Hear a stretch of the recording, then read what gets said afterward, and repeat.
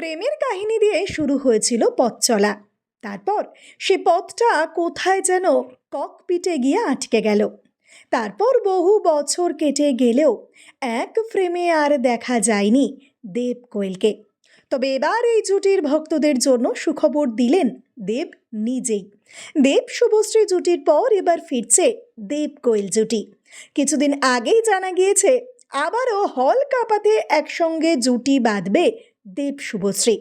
এই জুটির 7 নম্বর সিনেমার দিকে তাকিয়ে রয়েছে দর্শকরা।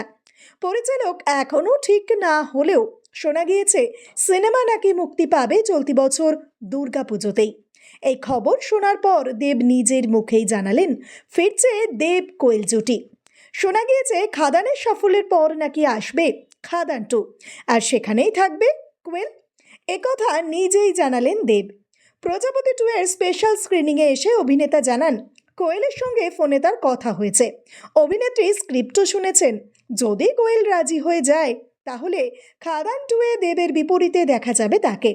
আর অভিনেতার মুখ থেকে এমন কথা শুনে রীতিমতো হইচই পড়ে গিয়েছে সোশ্যাল মিডিয়ায়।